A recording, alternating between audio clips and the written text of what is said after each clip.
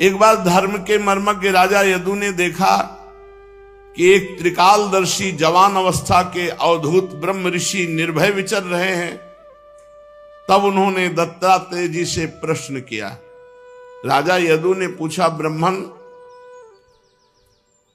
आपका शरीर बहुत हष्ट पुष्ट है, आप कर्म तो करते नहीं, पड़े रहते हैं, फिर आपको ये अत्यंत निपुण बुद्धि कहां से प्राप्त हुई? संसार का तो सेवन किया नहीं, लेकिन आपको पूरा संसार का ज्ञान है। जब कर्म नहीं किया तो धन नहीं मिला, धन नहीं मिला तो विषय नहीं मिले, विषय नहीं मिले तो शरीर हष्ट-पुष्ट कैसे है आपका? और जब आप संसार में नहीं गए तो आपको संसार का ज्ञान कैसे है?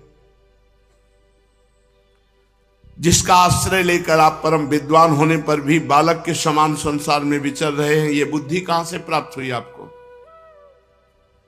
ऐसा देखा जाता है कि मनुष्य आयु, यश, सौंदर्य, संपत्ति आदि की अभिलाषा लेकर धर्म, अर्थ, काम अथवा तत्व जिज्ञासा में प्रवृत्त होता है। अकारण कहीं किसी की प्रवृत्ति नहीं देखी जाती। पर मैं देख रहा हूं कि आप में कोई प्रवृत्ति ही नहीं है। कर्म करने में समर्थ होकर भी आप कर्म नहीं कर रहे, विद्वान और निपुण होने पर भी आप बालकवत रह रहे हैं। आपका भाग्य और आपकी सुंदरता प्रशंसनीय है, आप बहुत सुंदर हैं और आपका भाग्य भी प्रशंसनीय। जब आप शब्द बोलते हैं तो ऐसा लगता है अमृत टपक रहा है, फिर भी आप जड़, उन्मत्त और पिशाच के समान रहते हैं, ना कुछ कहते हैं और ना कुछ चाहते हैं। संसार के अधिकांश लोग तो काम और लोभ की अग्नि से जल रहे हैं, परंतु मुझे ऐसा दिखाई दे रहा है कि ये अग्नियां आपको छू नहीं पाई। आप मुक्त पुरुष हैं, आप तक काम क्रोधादि की आंच भी नहीं पहुंच पाई। ठीक वैसे ही जैसे कोई हाथी वन में दावाग्नि लगी हो और वो गंगा जी में खड़ा हो। ब्राह्मण, आप स्त्री, पुत्र, धन आदि की आसक्ति से भी रहित है। आप सर्वदा अकेले रहते हैं, असंग हैं। मैं आपसे पूछना चाहता हूं कि ऐसा अनिर्वचनीय आनंद आपको कहां से प्राप्त हुआ? आप कृपा करके अवश्य बतलाइए। भगवान श्री कृष्णचंद्र जी ने कहा, उद्धव, हमारे पूर्वज महाराज यदु की बुद्धि शुद्ध थी और उनके हृदय में ब्रह्म ऋषियों की भक्ति थी। उन्होंने परम भाग्यवान महापुरुष दत्तात्रेय जी का अत्यंत सत्कार करके जब ये प्रश्न किया और हाथ जोड़कर विनम्र भाव से सामने खड़े हो गए, तब दत्तात्रेय जी ने कहा, ब्रह्मवेत्ता दत्तात्रेय जी ने कहा, राजन, मैं अपनी बुद्धि से बहुत से गुरुओं का आश्रय लिया, तब हमारी ऐसी स्थिति हुई है। उनसे मैंने शिक्षा ग्रहण की है और इस जगत में मैं मुक्त भाव से स्वच्छंद विचरण करता हूं। तुम उन गुरुओं के नाम सुनो और उनसे प्राप्त हुई शिक्षा को ग्रहण करो। मेरे गुरु हैं पृथ्वी, वायु, आकाश, जल, अग्नि, चंद्रमा, सूर्य, कबूतर, अजगर, समुद्र, पतंग, भौरा, मधुमक्खी, हाथी, शहद निकालने वाला, हरिन, मछली, पिंगला वैश्या, कुरर पक्षी, बालक, कुंवारी कन्या, बाण बनाने वाला, सर्प, मकड़ी और भृंगी कीट।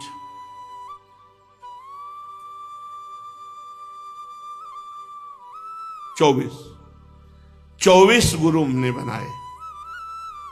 इन 24 गुरुओं से हमने शिक्षा ली। इन्हीं के आचरण से इस लोक में अपने लिए मैंने शिक्षा ग्रहण की।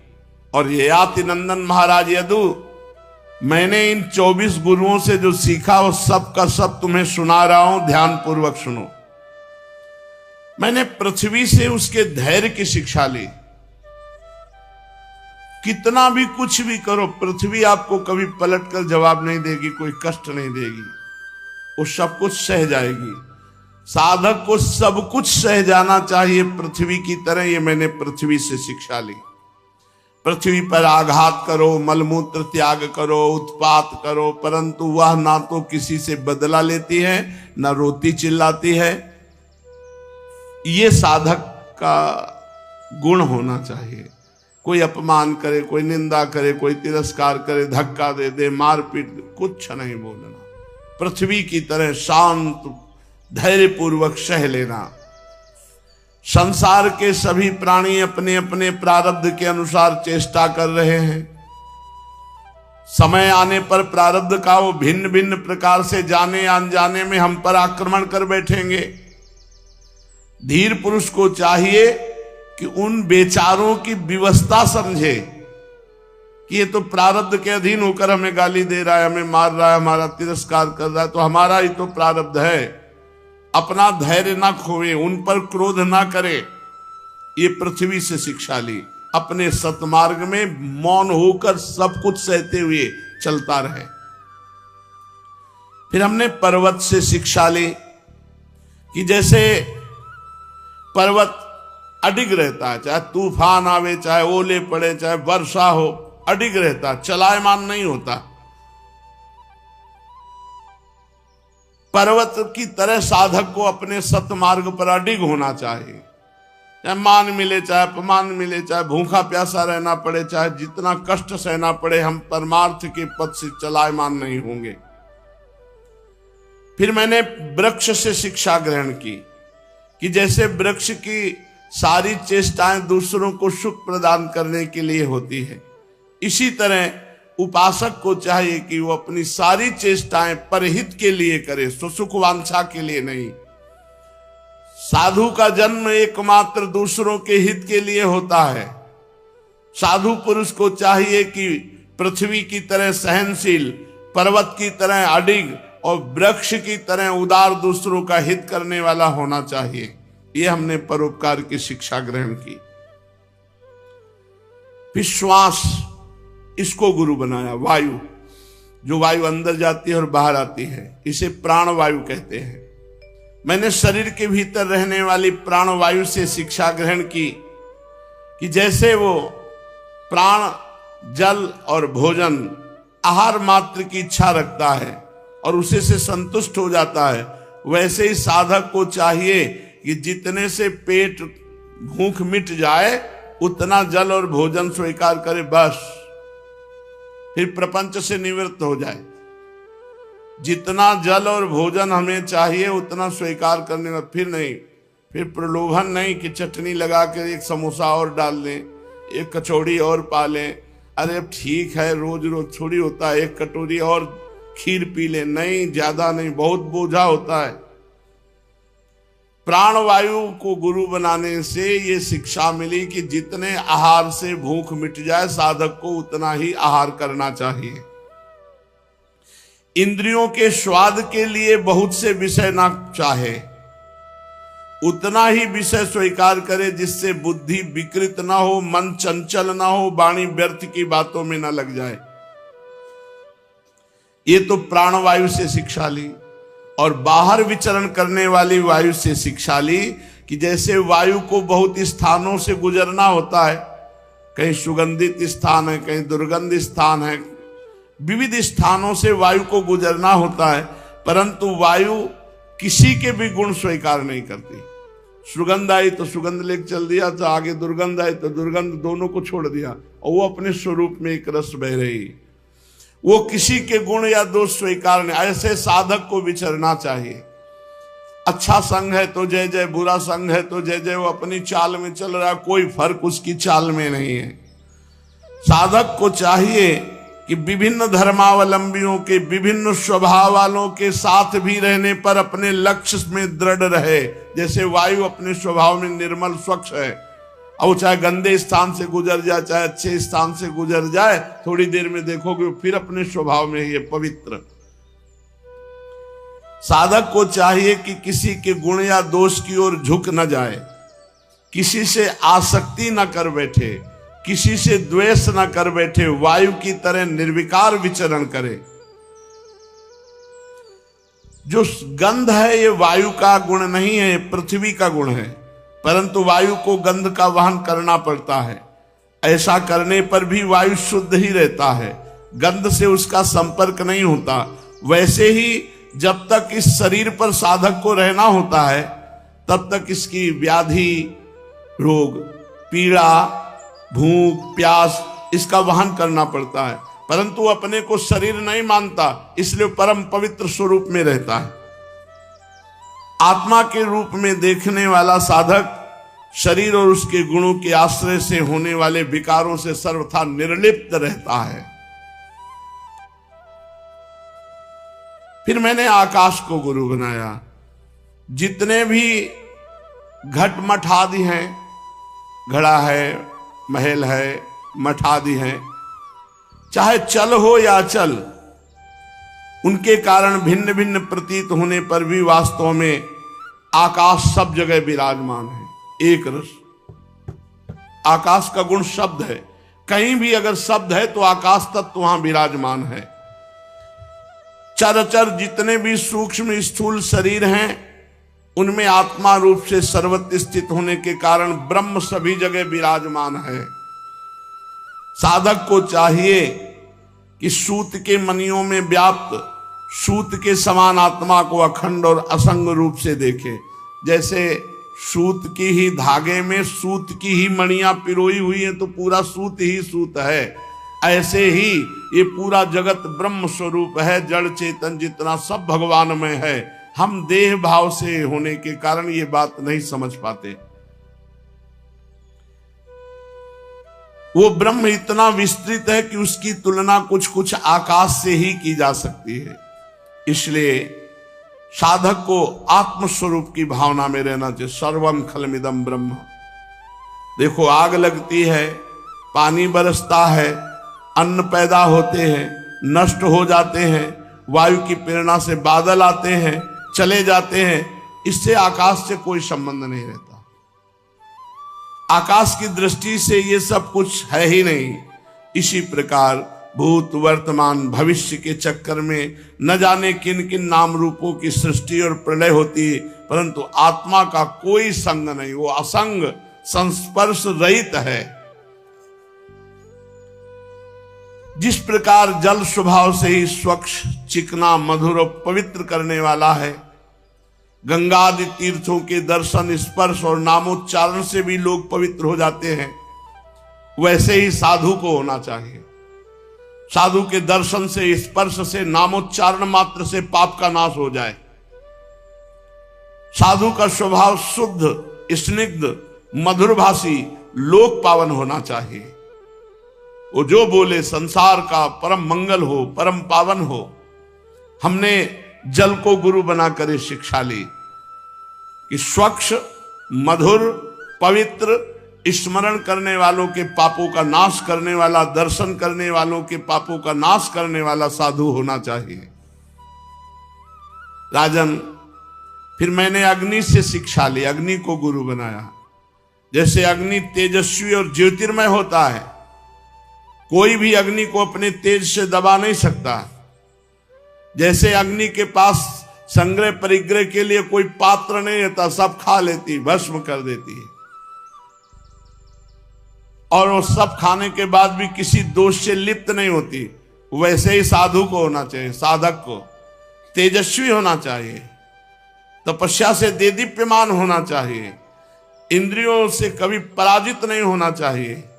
और जो भी मिले अच्छा बुरा भोजन, अच्छा बुरा मतलब स्वाद से लेकर है, वो यथायोग्य पा लिया और सब पचा लिया। एक बार किसी ने कुछ ऐसा भोजन में दे दिया था जो भजन में विक्षेप पड़ा, तो गुरुदेव भगवान से कहा कि हमें लगता है आहार में अशुद्धि होने के कारण आज भजन में बार बार विक्षेप पड़ रहा है। कैसा भजन करते हो कि भजन में विक्षेप पड़ रहा है? अरे डट के भजन करो, पूरे विश्व को पचा जाए साधु, फिर भी कोई फर्क ना पड़े, ऐसा भजन का बल होता है। और बढ़ाओ भजन। तो वही यहां कह रहे हैं कि स्वादिष्ट, अस्वादिष्ट, अच्छा जैसा भी भोजन मिल जाए, इतना भजन करो कि उसका प्रभाव तुम्हारी बुद्धि पर ना पड़े। साधक को परम तेजस्वी, तपस्या से देदीप्यमान, इंद्रियों पर विजय प्राप्त किए हुए, भोजन मात्र का संग्रही और यथायोग्य सभी विषयों का उपभोग करता हुआ भी अपने मन और इंद्रियों को वश में रखे, किसी भी प्रकार का दोष अपने में ना आने दे। जैसे अग्नि कहीं लकड़ी आदि में अप्रकट रहती है और कहीं प्रकट हो जाती है, वैसे ही साधु को भी चाहिए, साधक को कभी गुप्त रहकर खूब तपस्या भजन करे और कभी प्रकट होकर लोगों को सुख प्रदान करे। वो कहीं कहीं ऐसे रूप में प्रकट हो जाता है जिससे कल्याणकामी पुरुष गुरु रूप से उसकी उपासना करके परम लाभ प्राप्त करते हैं। वह साधक अग्नि के समान ही भिक्षा रूप हवन करने वालों के अतीत और भावी अशुभ को भस्म कर देता है। वो सर्वत्र अन्न ग्रहण करता है। साधक पुरुष को इसका विचार करना चाहिए कि जैसे अग्नि लंबी चौड़ी टेढ़ी सीधी लकड़ियों में रहकर उनके समान ही सीधी टेढ़ी या लंबी चौड़ी दिखाई देती, पर अग्नि वैसी होती नहीं है, वैसे ही सर्वव्यापक आत्मा भी अपनी माया से रचे हुए कार्य कारण रूप जगत में व्याप्त होने के कारण उन वस्तुओं के नाम रूप से कोई संबंध न होने पर भी उनके रूप में प्रतीत होने लगता है। फिर मैंने चंद्रमा को गुरु बनाया। चंद्रमा से शिक्षा ग्रहण की कि यद्यपि जिसकी गति नहीं जानी जा सकती, उस काल के प्रभाव से चंद्रमा की कलाएं घटती हैं और बढ़ती हैं, तथापि चंद्रमा तो चंद्रमा है, उसकी कलाएं घटती बढ़ती हैं, चंद्रमा घटता बढ़ता नहीं। वैसे ही जन्म से लेकर मृत्यु पर्यंत जितनी अवस्थाएं सब शरीर की हैं, आत्मा से उनका कोई भी संबंध नहीं है। जैसे आग की लपट, दीपक की लौ, ये क्षण क्षण में उत्पन्न और नष्ट होती रहती है, पर उनका एक क्रम निरंतर इतने वेग से चलता है कि ऐसा लगता है अखंड लौ जल रही है, अखंड ज्वाला, अखंड जल प्रवाह। लेकिन जिस जल पे दृष्टि गई वो प्रवाह में कहां पहुंच गया, जिस लौ पर दृष्टि गई वो कितनी बार कट चुकी, इतनी जोर से उसका जुड़ान रहता कि दिखाई नहीं देता। ऐसे ही क्षण क्षण में मृत्यु हो रही इस शरीर की, पर इतने वेग से हो रही कि हमें समझ में नहीं आ रहा। हमें आ रहा कि अब हम 20 वर्ष के हो गए, 25 वर्ष के हो गए, अज्ञानवश दिखाई नहीं पड़ता। तो राजन, फिर मैंने सूर्य को गुरु बनाया और सूर्य से शिक्षा ग्रहण की कि जैसे वे अपनी किरणों से पृथ्वी के जल को खींचते हैं और समय पर वही पृथ्वी में बरसा देते हैं, ऐसे ही योगी को चाहिए कि गृहस्थों से भिक्षान्नादि लेकर के विषयों को ग्रहण किया और समय आने पर उन्हीं को प्रदान कर दिया। कैसा? खाया पिया, खूब तपस्या भजन किया और वही उनको दे दिया, जिससे उनका मंगल हुआ। वो किसी भी समय इंद्रिय के विषय से आसक्त नहीं होता। स्थूल बुद्धि पुरुषों को जल के विभिन्न पात्रों में प्रतिबिंबित हुआ सूर्य उन्हीं में प्रविष्ट सा भिन्न भिन्न दिखाई पड़ता है। 1000 घड़े रख दो छोटे बड़े, सब में छोटा बड़ा सूर्य दिखाई देगा, परंतु इससे स्वरूपता सूर्य अनेक नहीं हो गए, सूर्य तो एक ही है, उनके प्रतिबिंब हजारों हैं। ऐसे ही चल अचल उपाधियों के भेद से ऐसा जान पड़ता है कि आत्माएं बहुत हो गई। आत्मा नहीं, ये घड़े हैं, इनमें प्रतिबिंब पड़ रहा भगवत तत्व का। जिनकी मोटी बुद्धि होती है वही बहुत देखते हैं, और जिनकी सूक्ष्म बुद्धि होती है वो यही देखते हैं कि जैसे सूर्य आकाश स्थित और उसका प्रतिबिंब हजारों घड़ों पे पड़ रहा है, घड़े फूटने पर सूर्य का प्रतिबिंब हट जाएगा लेकिन सूर्य पर कोई फर्क नहीं पड़ा। ऐसे ही आत्म तत्व सब में प्रकाशित हो रहा है। मैंने सूर्य को गुरु बनाकर शिक्षा ग्रहण की। फिर मैंने कबूतर को गुरु बनाया। कबूतर से ये शिक्षा ली कि कहीं किसी के साथ अत्यंत स्नेह ना कर ले, अत्यंत आसक्त ना हो जाए किसी पे, नहीं तो उसकी बुद्धि अपना स्वतंत्रता खोकर दीन हो जाएगी और कबूतर की तरह बंधन में फंसकर वो क्लेश पर क्लेश भोगना पड़ेगा। पक्की बात है, अपनी बुद्धि स्वतंत्र रखनी चाहिए। कहीं ऐसी आसक्ति न कर ले, कहीं ऐसा स्नेह न कर ले कि बुद्धि उसके अधीन हो जाए, क्योंकि उसकी क्षमता कितनी है, तुम्हारी बुद्धि की क्षमता कहाँ है। तुम्हारी बुद्धि उसके अधीन हो जाएगी तो तुम्हारा और उसका दोनों का पतन हो जाएगा, और उसकी बुद्धि तुम्हारे अधीन रहेगी तो तुम्हारा भी मंगल हो जाएगा, उसका भी मंगल हो जाएगा। राजन, एक हम तुम्हें कथा सुनाते हैं। किसी जंगल में एक कबूतर रहता था उसने एक पेड़ पर अपना घोंसला बना रखा था। फिर उसने कबूतरी से प्रेम संबंध रचाया। कबूतरी के साथ वो कई वर्षों से उसी घोंसले में रह रहा था। अब कबूतर के हृदय में बहुत प्रीति हुई कबूतरी के प्रति, स्नेह बढ़ता चला गया। इतना आसक्त हो गया कि कबूतरी की दृष्टि से दृष्टि, अंग से अंग और बुद्धि से बुद्धि को बांध दिया। एक दूसरे पर दोनों मर मिटे। निशंक होकर वो उस वृक्ष के घोंसले पे एक साथ सोते, बैठते, घूमते फिरते, ठहरते, एक साथ खेलते, खाते पीते। कबूतर कबूतरी, कबूतरी पर कबूतर का इतना प्रेम था कि कबूतरी जो चाहती थी कबूतर बड़े से बड़ा कष्ट उठाकर उसकी कामना पूर्ण करता। अब वो कबूतरी भी अपने कामुक पति कबूतर की कामनाएं पूर्ण करती। समय आने पर कबूतरी के गर्भ रहा। उसने अपने पति के पास ही घोंसले में अंडे दिए। भगवान की अचिंत शक्ति से समय आने पर उस अंडे जब फूट गए तो उनमें से हाथ पैर वाले बच्चे निकल आए। बड़े ही कोमल, रोए, बहुत ही सुंदर बच्चे। अब उन कबूतर कबूतरी की आंखें अपने बच्चों पर लग गई। वे बड़े प्रेम और आनंद से अपने बच्चों का लालन पालन, लाड़ प्यार करते। उनकी मीठी बोली, उनकी गुटुरगु सुन करके बहुत आनंद मगन हो जाते कबूतर कबूतरी। और बच्चे तो सदा सर्वदा प्रसन्न रहते हैं ही। वो जब अपने सुकुमार चोंच और पंखों से अपने कबूतर कबूतरी माँ बाप का स्पर्श करते और गुटुरगु मीठी बोली वो फुदुक फुदुक कर उनके कबूतर कबूतरी आनंद में मगन हो जाते। राजन, सच पूछो तो वे कबूतर कबूतरी भगवान की माया से मोहित हो रहे थे। उनका हृदय एक दूसरे के स्नेह बंधन से तो बंधा ही था, अब अपने नन्हे नन्हे बच्चों के प्रेम बंधन में और बंध गए। पालन पोषण में इतने व्यग्र हो गए कि उनको ये पता ही नहीं रहा कि इस मृत्यु लोक का एक नियम है, मिलना, बिछुड़ना, जन्मना और मरना। अब एक दिन वो दोनों कबूतर कबूतरी बच्चों के लिए चारा लाने के लिए जंगल में गए थे, क्योंकि उनका कुटुंब बहुत बढ़ गया था। वे चारे के लिए जंगल में विचर रहे थे। इधर एक बहेलिया घूमता घूमता आया। उसने देखा कि कबूतर के बहुत से बच्चे फुदक रहे हैं, तो उसने घोंसले के पास ही जाल बिछा दिया। कबूतर कबूतरी बच्चों को खिलाने पिलाने के लिए हर समय उत्सुक रहा करते थे।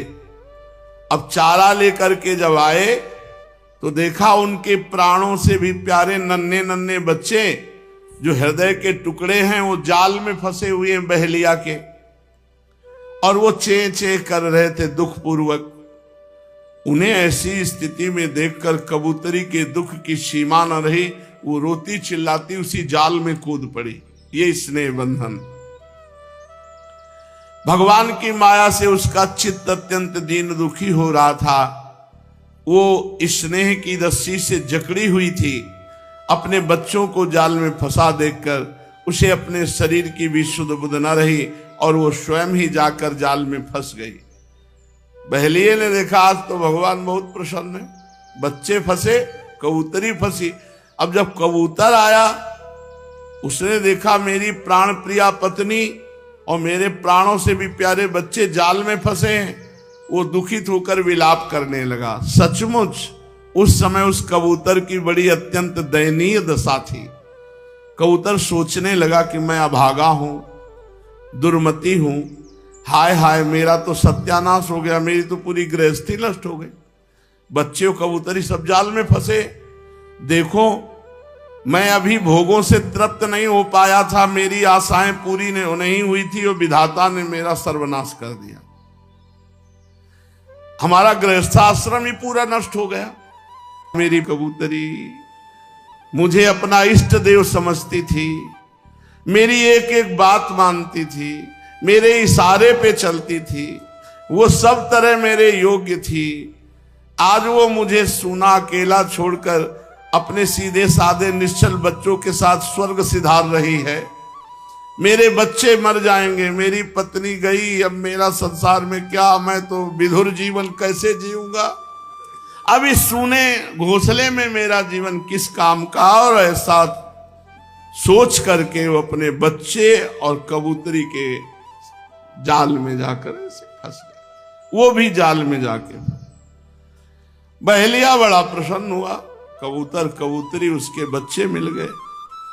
बहेलिया बड़ा क्रूर था, तुरंत उसने जाल में सबको बांध लिया और लेकर चलता बना। और वहां दत्तात्रेय जी इस प्रसंग को देख रहे थे तो उन्होंने तत्काल कबूतर को गुरु बनाया। क्या बनाया कि कहीं कोई आसक्ति ना हो जाए, कहीं कोई स्नेह फास में इतना न बंध जाए कि विवेक ही नष्ट हो जाए। और जैसे बच्चों के राग में कबूतरी, कबूतरी और बच्चों के राग में कबूतर अपना सर्वस्व नाश कर लिया। जो कुटुंबी हैं, जो विषयी हैं, जो गृहस्थ लोग हैं, वो ऐसे ही अपने जीवन को नष्ट कर देते हैं। उनको कभी शांति नहीं मिलती, वो अपने कुटुंब को कष्ट पाता देख करके मार क्लेश से तड़पते रहते हैं।